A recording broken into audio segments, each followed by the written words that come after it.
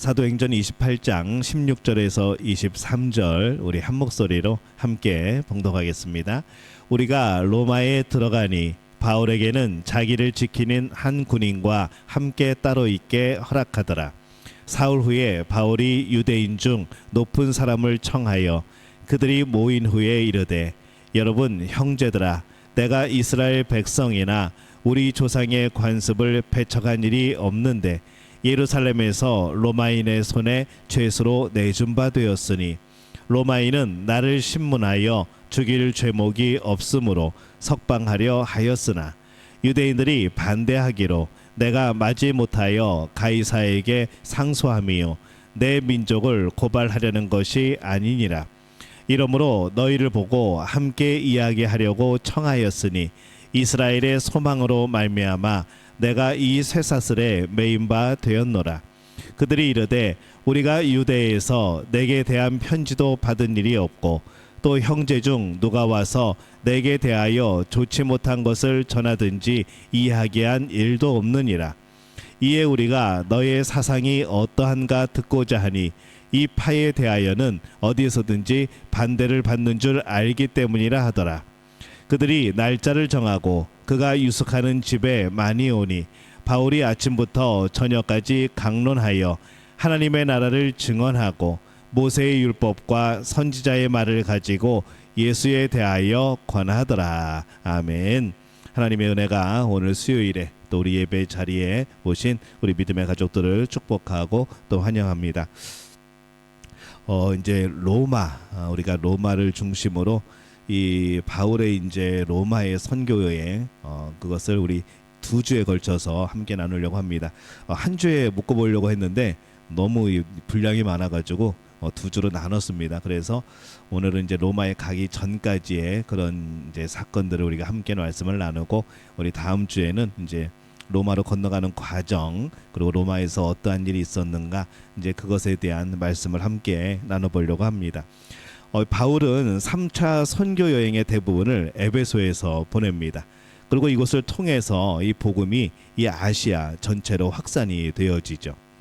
그리고 에베소 사역을 마칠 무렵에 이 바울은 유럽에 세웠던 이 교회들을 돌아본 뒤에 예루살렘으로 돌아가기로 결정을 합니다. 이 바울의 최종 목표는 로마에 가는 겁니다. 세계의 중심지인 로마에 가서 거기서 복음을 전하면은 이 로마를 통해서 각 지역에 더 넓은 지역에 이 복음이 더 잘 전해질 수 있지 않을까라는 생각을 가졌고 또 로마 교회의 후원을 받아서 당시 땅끝이라고 여겼던 이 스페인 서바나 이 스페인까지 이제 복음이 전파되어지는 것 그곳에까지 가는 것이 이제 바울의 목표였습니다. 고린도에서 바로 가게 되어지면 더 가깝고 쉽게 갈 수 있지만은 이 당시에 무슨 일이 있었는가 하면은 이 예루살렘에 가뭄이 들었습니다. 그래서 이 백성들이 그 극심한 고통을 겪고 있었고 또 예루살렘 교회가 어려움을 당하고 있었죠. 그래서 이방 교회에서 이 연보를 후원을 받아서 헌금을 받아서 이 물질적인 도움을 주려고 하는 그런 목적으로 반대 방향인 예루살렘으로 이제 돌아오게 되어지는 겁니다. 그런데 이 예루살렘으로 돌아가는 길이 참 험난합니다. 이방인 교회들이 예루살렘 교회를 돕는 헌금이 이제 고린도 교회에 모여지게 되어지죠. 근데 이 바울의 생명을 노리는 이 모의들이 벌어지기 시작합니다. 그런 소식들이 들리죠. 그래서 이 바울이 지름길인 뱃길을 포기하고 오던 길을 되짚어서 육로로 다시 돌아갑니다. 뿐만 아니라 이 성령님은 바울이 만나는 신실한 동역자들을 통하여서 예루살렘에서 지금 어떠한 일들이 기다리고 있는가 이것을 미리 가르쳐 주시죠. 근데 이 예루살렘에서 바울을 기다리고 있는 것은 어떤 일인가 있는가 하면은 환영하고 대접받는 일이 아니라 결박당하고 환난당하는 그런 일이 있을 것이라 계속해서 그런 이제 신실한 동역자들을 통해서 이 성령이 주시는 말씀들이 계속 전해지게 되어집니다. 그래서 이 바울은 이제 에베소 교회 장로들에게 인사를 하게 되어집니다. 이제 다시 못 보게 될 것으로 생각을 했죠. 아마 바울은 이때 자기가 순교할 것이라고 아마 생각을 했던 것 같습니다. 그래서 3년 동안 눈물로 사역했던 그것을 기억하고 함께 기도한 후에 서로 이제 입맞춤하고 안아주고 그리고 이제 이별을 하게 되어집니다. 그래서 그때에 이 바울의 마음이 어땠을까? 이제 이런 마음이었던 거죠. 사도행전 20장 22절에서 25절 우리 말씀 함께 한번 읽어보겠습니다. 보라, 이제 나는 성령에 매여 예루살렘으로 가는데 거기서 무슨 일을 당할는지 알지 못하노라. 오직 성령이 각 성에서 내게 증언하여 결박과 환난이 나를 기다린다 하시나 내가 달려갈 길과 주 예수께 받은 사명 곧 하나님의 은혜의 복음을 증언하는 일을 마치려 하면은 나의 생명조차 조금도 귀한 것으로 여기지 아니하노라. 보라, 내가 여러분 중에 왕래하며 하나님의 나라를 전파하였으나 이제는 여러분이 다 내 얼굴을 다시 보지 못할 줄 아노라. 그가 이제 이런 마음으로 간 겁니다. 분명히 결박과 환난이 나를 기다리겠지만은 내가 가서 죽을 수도 있겠지만은 다시 못 볼 수도 있겠지만은 그래도 여기서 사역하면서 누리는 은혜 그리고 내 사명을 다하는 일에는 나의 생명조차 아끼지 않겠다 하는 그런 고백이 이제 사도행전 20장 이 말씀에 나와 있는 겁니다. 우리 지도를 한번 볼까요? 이제 예루살렘으로 돌아갑니다. 어떻게 가르쳐 드릴 수는 없지만은 저기 중간쯤에가 에베소 교회고 이제 밑으로 내려와서 밀레도 그다음에 고스 로도 섬입니다. 밑에 섬이 로도라는 섬이고 거기를 지나서 바다라 베니게 이제 구브로 그다음에 수리아를 항해하여서 이제 두로에 도착합니다. 그래서 이제 예루살렘 근처로 가게 되어지는 것이죠. 이 성령의 감동을 받은 제자들이 예루살렘에 가는 바울을 말립니다. 왜냐하면 계속해서 이 성령이 주시는 말씀이 뭔가 하면은 거기 가면은 결박이 있을 거다, 거기 가면은 환난이 있을 거다, 핍박이 있을 거다. 이제 계속해서 성령이 그런 말씀을 줍니다. 그래서 이 바울은 돌레마이를 거쳐서 이제 가이사랴에 도착하여서 7 집사 중에 한 명인 빌립의 집에 머물게 되어집니다. 그곳에서 이 빌립의 딸들도 이제 성령의 충만함으로 예언을 통해서 이 바울이 예루살렘에서 어떠한 일을 당할 것인가 또 듣게 되어지죠. 그래서 이제 그 이야기를 계속 똑같은 반복되어지는 이 성령의 음성을 들으면서 이 사람들이 바울의 안전을 염려하여서 많은 사람들이 말립니다. 예루살렘으로 가지 말라고, 거기 가면 죽는다고. 이거는 성령님이 당신 가지 말라고, 죽지 말라고 그 어려운 핍박이 기다리고 있으니까 피하라고 알려주시는 거라고 계속해서 설득을 하죠. 이 바울도 고민을 했겠죠. 근데 바울은 이런 여러 번의 예언을 어떻게 이해하고 받아들이는가? 피하라가 아니라 준비하라 라는 것으로 받아들입니다. 준비하고 각오해라. 그래서 성령께서 미리 그런 핍박과 결박이 있으니까 준비하고 각오해라 라는 그런 음성으로 이 바울은 해석을 합니다. 우리 같으면 어땠을까요? 멀찌감치 도망갔겠죠. 안 가거나 다른 데로 도망가거나 어디 가서 숨어 있거나 아마 그랬을 겁니다. 근데 이 바울은 닥친 환난에 대한 경고를 들었지만은 피하지 않고 더욱 잘 준비하고 각오를 다지고 그렇게 사명을 감당하러 그곳으로 갑니다. 이제 예루살렘에 도착합니다. 그래서 이 바울 일행은 이방인 교회들이 자발적으로 그 후원금을 모아온 것을 전달받았을 때 너무나도 기뻐하고 감사하고 또 이 바울도 그것을 전달할 수 있다는 것이 얼마나 기쁜지 아마 바울도 큰 위로가 되었을 겁니다. 바울이 열정적으로 복음을 전파한 결과가 뭘까? 특별히 이방 선교를 하는 과정에서 유대인의 전통과 많이 부딪혔습니다. 또 율법의 중요성을 무시하는 언행을 했다고 소문이 많이 퍼졌습니다. 그래서 지금 바울이 예루살렘으로 왔는데 예루살렘의 분위기가 심상치 않은 것이죠. 처음에 왔을 때도 그랬지만은 이제 지금 3차 전도 여행을 마치고 오게 되었을 이때에도 더 소문은 안 좋아졌고 이상하게 지나가는 사람들마다 나를 째려보는 것 같고 이 바울이 영 분위기가 심상치 않은 것을 깨닫게 되어집니다. 왜냐하면 유대인들이 바울에 대해서 너무 안 좋은 소문을 퍼뜨린 것이죠. 유대교인들에게 있어서 이 바울은요 공공의 적입니다. 민족의 반역자인 것이죠. 예루살렘 교회의 수장이었던 이 야고보는 이 유대인들의 마음을 누그러뜨리기 위해서 바울에게 정결 예식을 행할 것을 요청을 합니다. 그래서 하도 유대인들이 저러니까 저기 성전에 가서 정결 예식을 행하라. 밖에 나갔다 왔으니까 정결 예식을 행하는 게 어떤가라고, 그래서 율법을 따르는 모습을 보이는 것이 어떤가라고 권유를 합니다. 근데 사실 바울은 율법을 폐한 적이 없습니다. 유대인으로서 그리스도인이 된 자는 억지로 이방인이 될 필요가 없고, 이방인으로서 그리스도인이 된 자는 억지로 유대인이 될 필요가 없다고 말했을 뿐인 것이죠. 하지만 이 바울이 성전에서 정결례를 행하는 동안에 이 아시아에서 온 유대인들이 바울과 그와 동행하는 것을 보면서 또 유대인들이 또 오해를 합니다. 그래서 소동을 일으키죠. 왜냐하면 성전에 그 이방인들을 데리고 갔다는 잘못된 오해의 소문이 또 퍼지기 시작하는 겁니다. 그래서 이게 참 핍박을 받으려면요, 이게 말도 안 되는 거 가지고, 있지도 않은 일 가지고 그렇게 핍박을 받게 되는 겁니다. 인간의 그런 오류 중에요, 뭐가 있냐면은 확증 편향이라는 그런 게 있습니다. 확증 편향이요, 자기가 보고 싶은 것만 보고, 자기가 듣고 싶은 것만 듣고, 자기가 믿고 싶은 것만 믿는 거죠. 이게 우리 어디서 제일 많이 벌어집니까? 지금 우리 정치에서 제일 많이 벌어지죠. 내가 보고 싶은 것만, 내가 듣고 싶은 것만, 내가 믿고 싶은 것만. 그래서 교회에서는 정치 얘기하면은 싸움 납니다. 그래서 교회에서만큼은 우리가 웬만하면 정치 얘기 안 하는 게 좋습니다. 정책이 나오면은 하나님이 알아서 하시겠지라고 말하는 것이 제일 좋은 피할 수 있는 방법입니다. 자기에게 불리한 것은 받아들이지 않고 유리한 것만 이용하는 것, 이게 확증 편향입니다. 어떤 유대인들의 이 같은 오해로 인하여서 그냥 유대인들은 그냥 그렇게만 보이는 것이죠. 성전에서 소동이 벌어졌고 사람들은 어느 정도까지 이르렀는가 하면은 그런 분위기에 바울을 성전 밖으로 끌어내어 가지고 죽이려고 합니다. 이 소식을 들은 로마의 천부장이 군사를 데리고 옵니다. 그리고 와서 폭도들의 손에서 바울을 건져냅니다. 그리고 안토니오 요새로 연행해 가면서 이 천부장에게 변명할 기회를 달라고 요청을 합니다.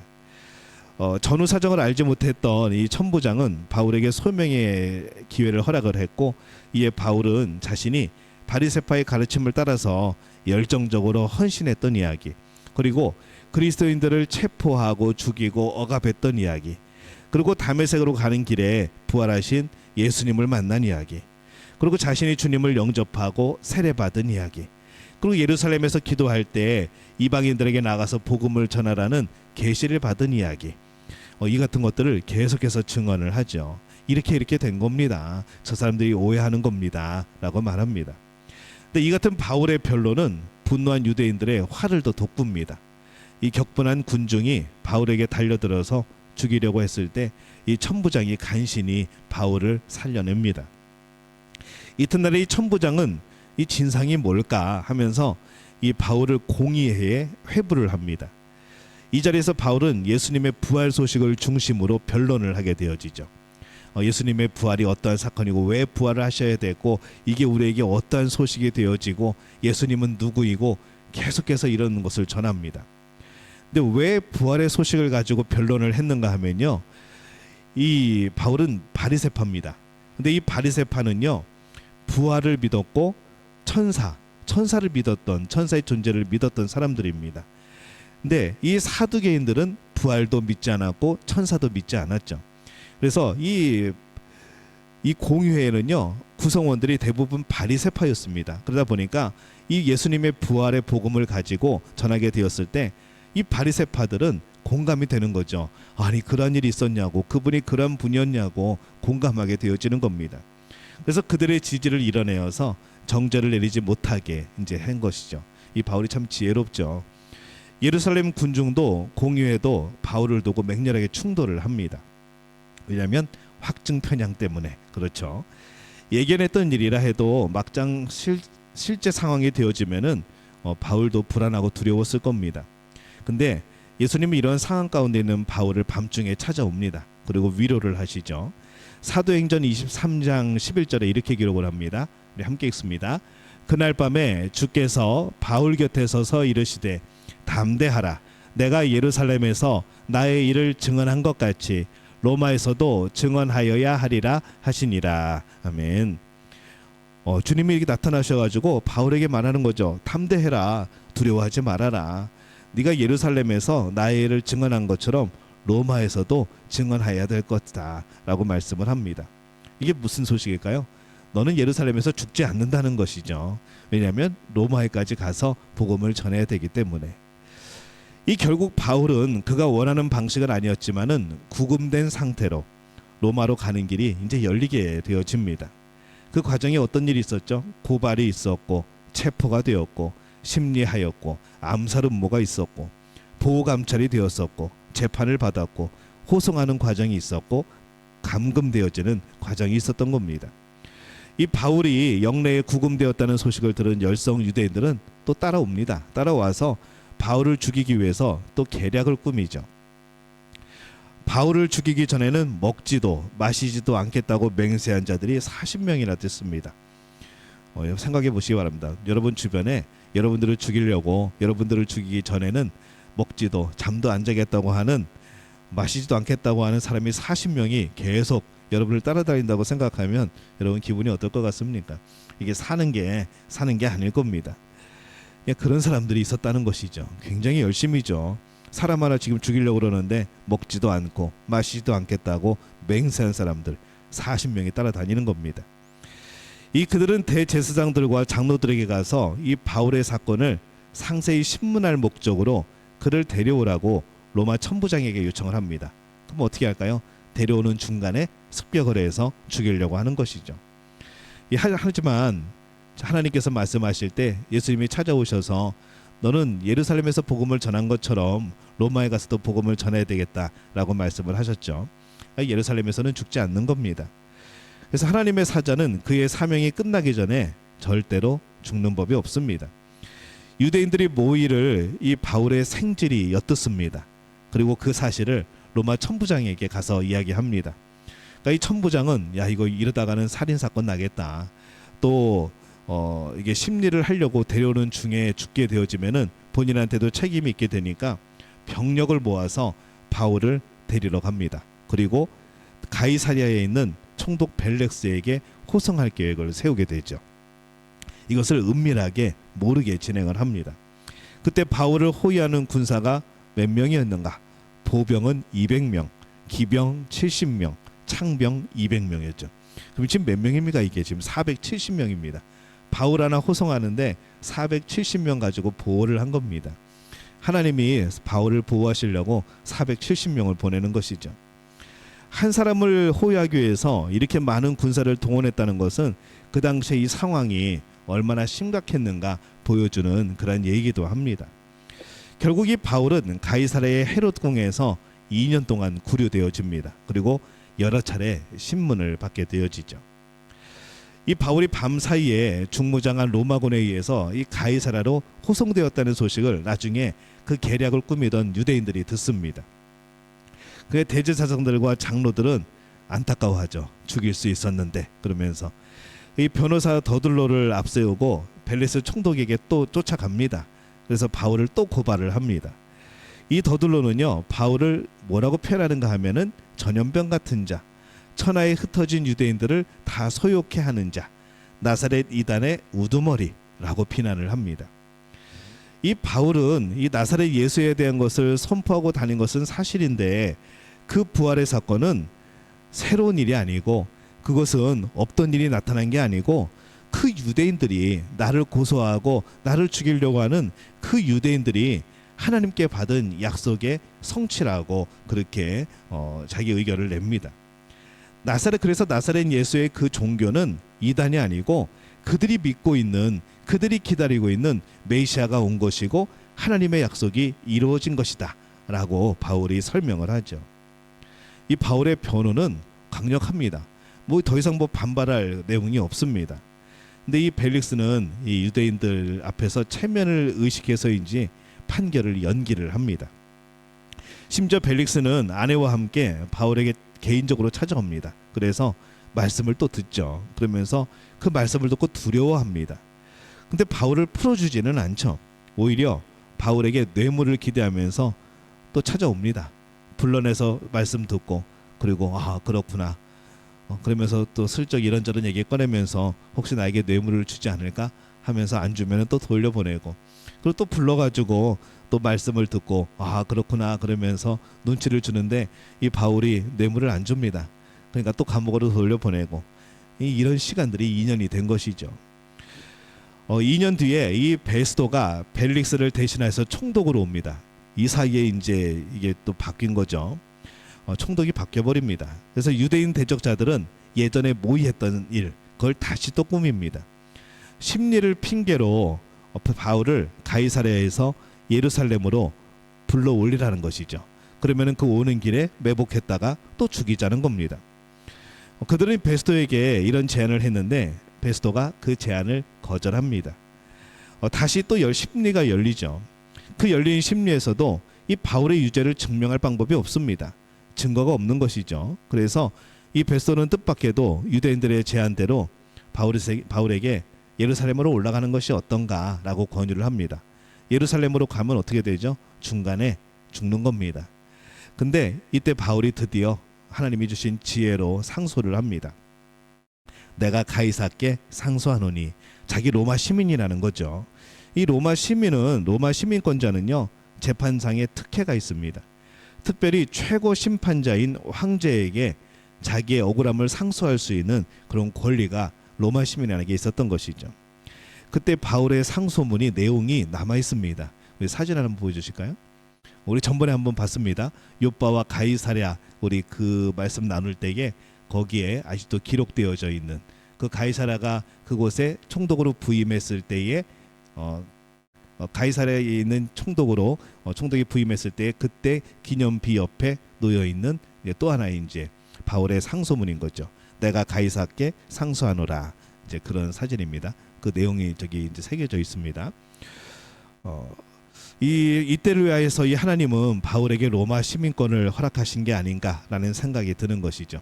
로마 시민권이 없었으면은 예루살렘으로 갔을 것이고, 그러면 그 중간에 죽는 거죠. 하나님이 모든 것을 다 미리 예비해 놓으신 겁니다. 하나님이 우리에게 주신 것에는요 반드시 이유가 있습니다. 여러분에게 어떤 은사를 주셨다면, 여러분에게 어떤 재능을 주셨다면, 여러분들에게 어떤 것들을 주셨다면은 그거는 하나님이 이유가 있습니다. 여러분들을 예쁘게 하셨다면 이유가 있는 것이고, 좀 안 예쁘게 자유롭게 하셨다면 이유가 있는 것이죠. 모든 것에는 이유가 있습니다. 세상 사람들은요 그냥 어쩌다 보니 그렇게 됐다고 말하겠지만은 우리는 이유가 있는 겁니다. 한편 베스도가 부임을 했다는 소식을 듣고 유대를 통치하고 있던 아그리파 왕 그리고 버니게가 방문을 합니다. 이 베스도에는 바울의 사건을 언급을 하죠. 이런 사건이 있는데 이거 고민스럽다고, 증거도 없고 어떻게 그렇다고 반박을 할 수도 없고, 그렇다고 유대인들 때문에 놔줄 수도 없고, 그래서 어떻게 하는가 하면은 당시의 유대교 교리에 밝았던 아그리파 왕 앞에서 이 바울의 사건을 다시 한번 심의하기로 합니다. 이 바울은 이 청문회 자리에서 자신의 과거 행적을 반복하여서 진술을 하죠. 부활하신 예수님이 주신 사명, 또 유대인이든 이방인이든 회개하고 부활하신 주님께 나오면 구원을 받고 또 하나님의 놀라운 은혜를 입는다. 나는 그것을 선포한 것뿐이다 라고 변호를 합니다. 이 아그리파 왕이 그때 바울의 간증을 들으면서 바울에게 이렇게 말합니다. 바울아, 네가 미쳤도다. 너의 많은 학문이 너를 미치게 한다 라고 그죠. 그거죠. 네가 맨날 공부만 하더니 미쳤구나 라고 말하는 겁니다. 그렇게 폄하해버립니다. 근데 아무리 심리를 해봐도 이 아그리파 왕도 베스도 총독도 이 버니게도 모두 함께 바울에게 사형이나 어떤 결박을 할 만한 죄가 없다는 결론에 도달을 합니다. 만약에 내가 상소하지 않겠다고, 가이사에게 상소하지 않겠다고 그렇게 말했으면 어떻게 되었을까 생각을 해보는 거죠. 아마 어쩌면은 여기서 그냥 풀려났을 수도 있었을 것 같습니다. 예루살렘으로 돌아가지 않았다면은, 여기서 상소하지 않았다면은 여기서 그냥 풀려나지 않았을까. 왜냐면 죄가 없다고 결론이 났기 때문에. 근데 바울이 이미 내가 가이사에게 상소한다고 말을 했기 때문에 이제 못 보내는 것이죠. 로마로 무조건 데리고 가야 됩니다. 그때 로마의 황제는 네로였습니다. 비록 죄수의 신분이기는 하지만 드디어 바울은 하나님의 명령에 의해서 로마로 가게 되어진 것이죠. 이때 사도행전의 저자로 알려진 누가, 그리고 데살로니가 사람 아리스다고가 바울과 함께 갑니다. 그래서 이 사도행전이 그래서 이렇게 자세하게 바울에 대하여서 그의 행적에 대하여서 또 우리 다음 주에 말씀을 나눌 여러 가지 폭풍을 만나고 어디 섬에 표류하고 막 이런 것들 내용이 정말 자세하게 그때 항로, 그때 상황, 그때 사람들, 그때 벌어졌던 사건, 그때 날씨, 이게 정말 자세하게 기록된 이유가 바로 그들과 함께한 이유 때문에 그렇게 기록이 되어진 겁니다. 바울이 거쳐간 곳은 다음과 같습니다. 지도 한번 보여주실까요? 예, 녹색으로 그려진 지도를 보시면 됩니다. 가이사랴에서 아드라 무데노라가 오는 그런 호수를 지나서 시돈으로 가서 루기아무라, 그 다음에 알렉산드리아 호를 지나서 니도, 살모네, 그레데섬, 또 베닉스, 아드리아 바다, 거기서 표류를 하게 되어지죠. 그 다음에 멜리 섬에 들어가서 3개월을 있고 수라구사 섬 거기서 또 있었고, 레기온, 그 다음에 보디올은 지금 나폴리입니다. 그 다음에 로마, 이렇게 들어가게 되어집니다. 이제 이 로마로 들어가는, 예루살렘에서 로마로 들어가는 그런 여정이 녹색으로 이렇게 선으로 연결이 되어 있죠. 이 바울은 죄인의 신분으로 압송되어 가면서도 뭘 했는가? 계속해서 예수님을 증언합니다. 지금 벌써 총독 앞에서, 왕 앞에서 이 자신을 변호하고 예수님의 복음을 증거한 것만 해도 벌써 여러 번입니다.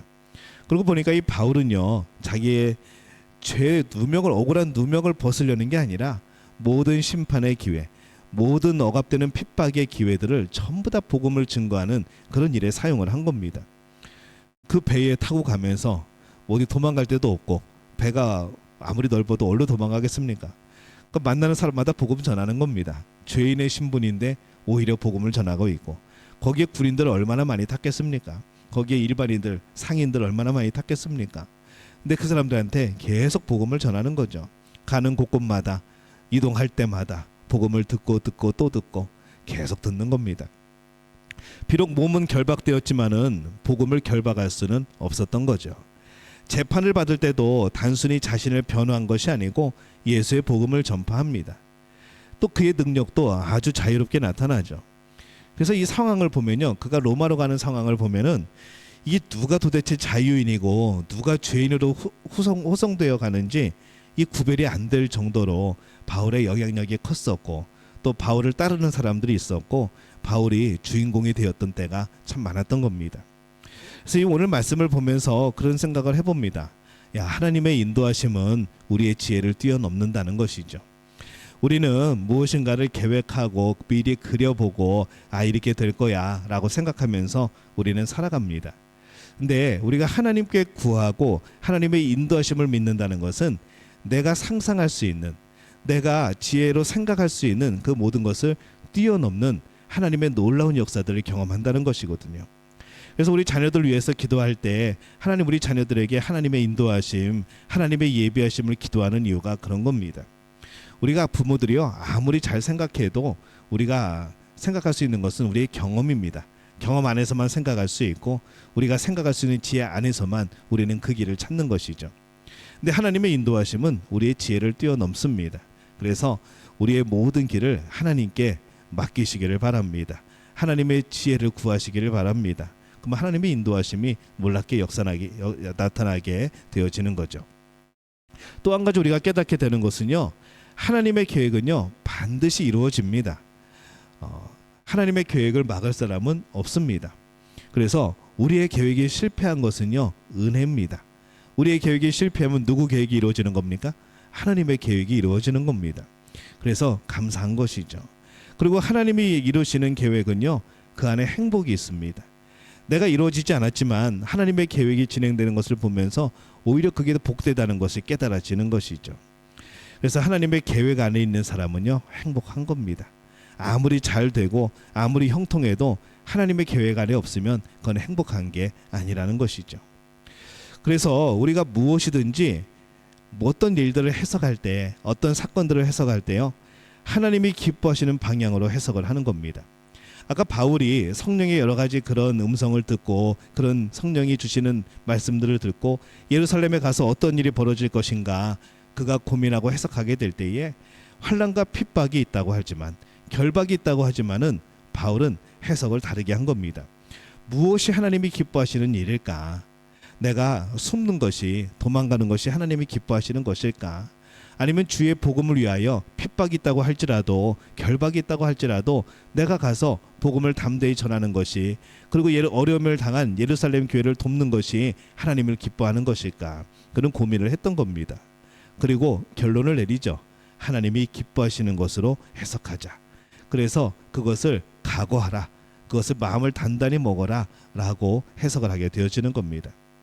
그래서 우리는요, 복음으로 살고 복음을 전하는 그런 삶입니다. 우리가 먼저 복음으로 살아야 되겠죠. 바울이 그렇게 산 것처럼. 그렇게 복음으로 살면요, 복음을 전하는 삶이 되어집니다.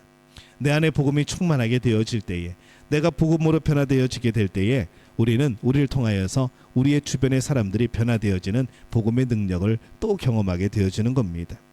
그래서 우리가 이 말씀 통하여서 우리 마음이, 우리의 심령이, 그리고 우리의 믿음이 하나님을 바라보고 하나님의 지혜를 구하고 하나님의 계획 안에 살아가는 것이 행복함을 깨닫고, 그리고 무슨 일이든지 하나님이 기뻐하시는 방향으로 해석을 하고, 그리고 우리가 복음으로 변화되어져서 그 복음의 영향력을 끼칠 수 있는 그런 우리 믿음의 가족들이 되어지시기를 예수님의 이름으로 축원합니다.